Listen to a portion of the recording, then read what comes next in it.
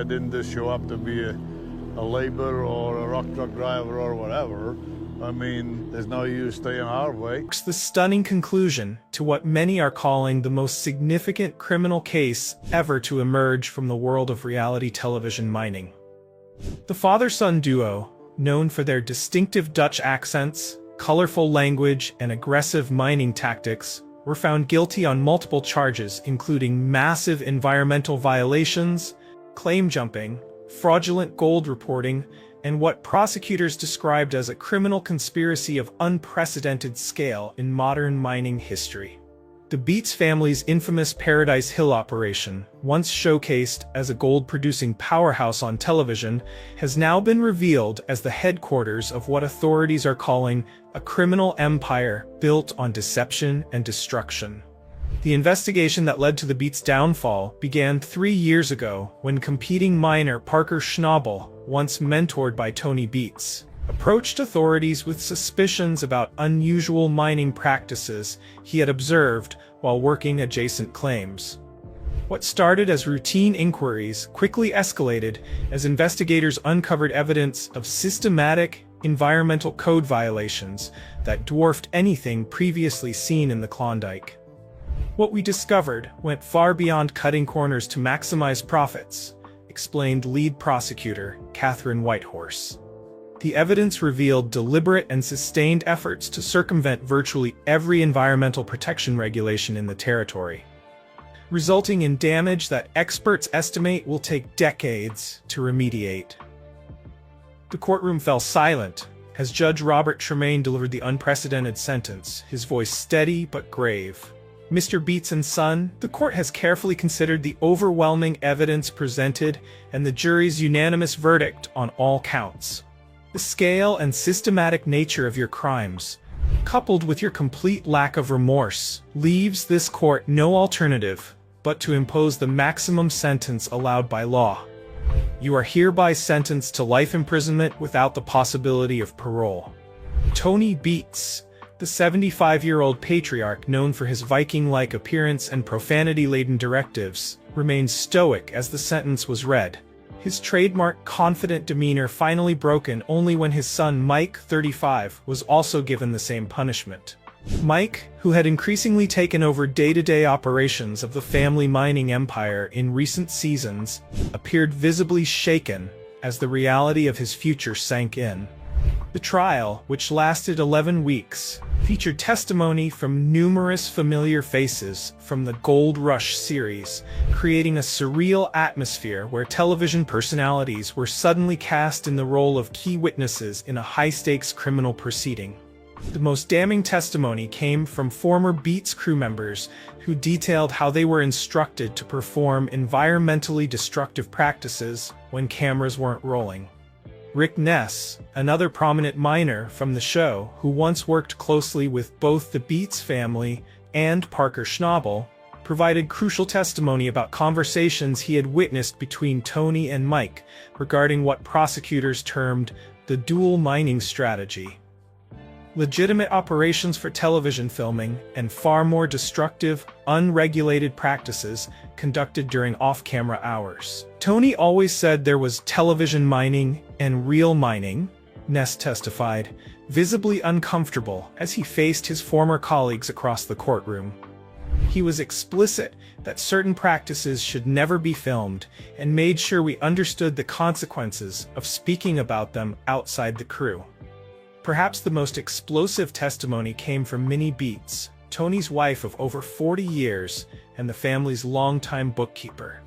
In a move that stunned observers, Minnie agreed to testify against her husband and son in exchange for immunity, providing detailed financial records that showed systematic underreporting of gold production and elaborate schemes to sell unreported gold through black market channels. Minnie's decision to cooperate with prosecutors has reportedly divided the Beets family, with daughters Monica and Bianca Beets publicly supporting their mother, while expressing shock and dismay at the evidence presented against their father and brother. Both women were present for the verdict, but declined to speak with media afterward, leaving the courthouse through a private exit. Parker Schnabel, whose initial report sparked the investigation, testified for 3 full days about his observations while working claims adjacent to the Beets operation. The 30-year-old mining prodigy, who began on the show as a teenager, learning the business from his grandfather, detailed numerous instances where he observed suspicious activities at night on Beets-controlled land. "I respected Tony. He taught me a lot when I was starting out," Schnabel testified, maintaining steady eye contact with his former mentor. "But over time, I saw things that couldn't be explained by legitimate mining practices. When water that should have been clear was running black with contaminants onto my claim at 3 a.m., and when test samples from that water showed levels of mercury and other chemicals that aren't used in legal operations, I had a responsibility to report it." The courtroom dynamics were further complicated by the presence of numerous Discovery Channel producers and crew members who were compelled to testify about what they had witnessed while filming the series. Several producers claimed they had no knowledge of illegal activities, while others admitted to suspicions they failed to report out of concern for the show's continued success. Executive producer Christo Doyle, who has appeared on the show's after-show segments, testified that the production team had strict protocols about environmental compliance during filming, but acknowledged they had limited visibility into operations during the extensive off-camera periods. Gold Rush films approximately 15% of the actual mining season, Doyle explained under cross-examination. "We have no way of monitoring what happens during the remaining 85% of the time. We relied on the integrity of our mining operators and their compliance with local regulations." The case has raised serious questions about reality television production oversight, with critics arguing that the financial incentives of successful shows can create environments where illegal activities are implicitly encouraged through lack of scrutiny. Discovery Channel has issued a statement expressing shock at the verdict and denying any knowledge of illegal operations. Fred Lewis, a military veteran who joined the show in later seasons, testified about a disturbing conversation he had with Tony Beets during a rare social gathering of the show's cast. Tony was several drinks in and started bragging about how the stupid environmental regulations didn't apply to him because he knew how to work around them. "I thought he was just talking tough," which was his persona on the show. "I never imagined the scale of what was actually happening."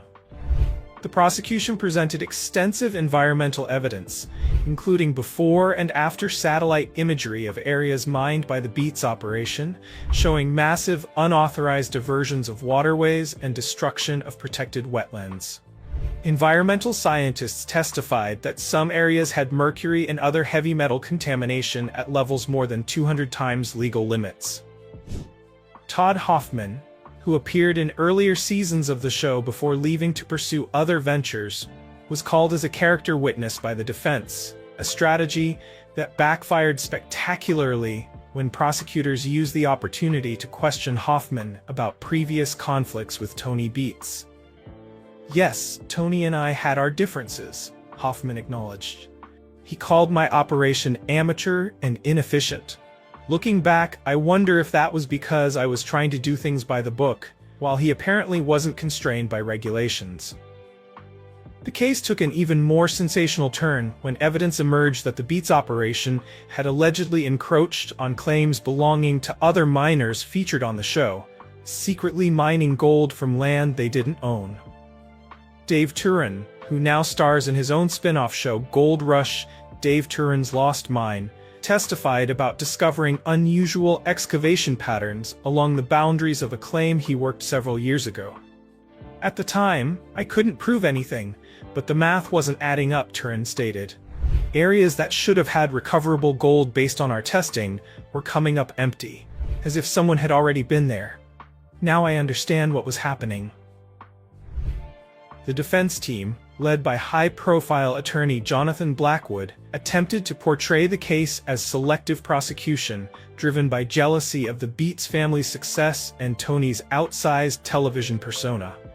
This strategy gained little traction as prosecutors methodically presented environmental test results, financial records, and testimony from former employees who participated in the illegal operations. "My client is a colorful character who plays a role for television," Blackwood argued during closing statements.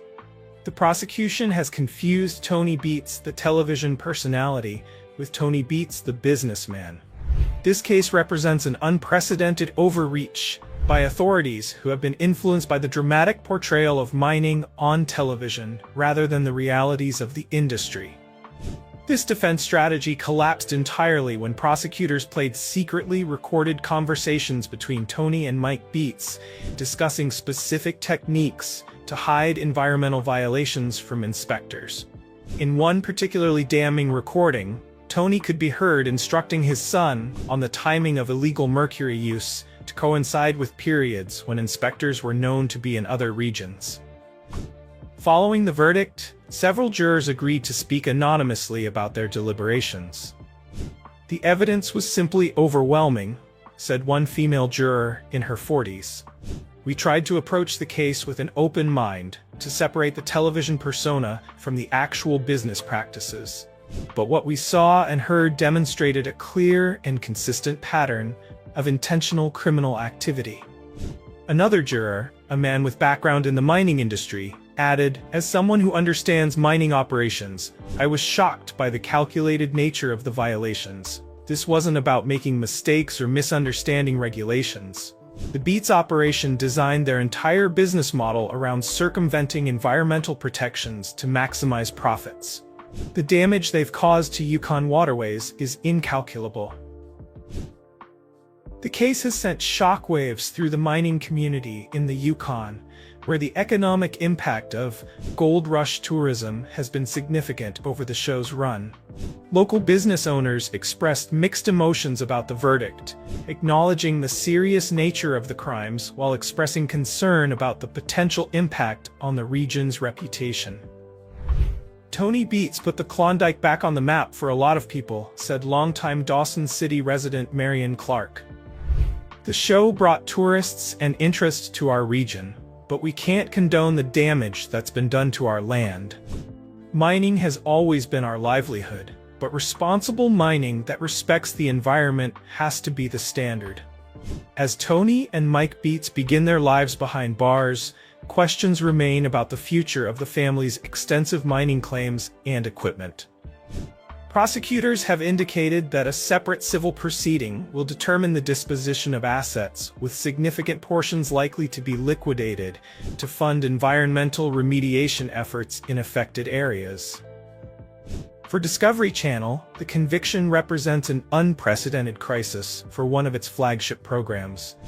The network has announced it will continue Gold Rush with its remaining mining operations, though industry insiders question whether the show can maintain its popularity without the outsized presence of the Beets family.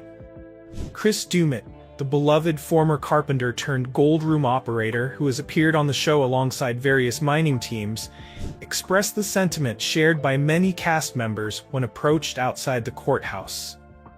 "This is a sad day for everyone involved. Nobody wins here.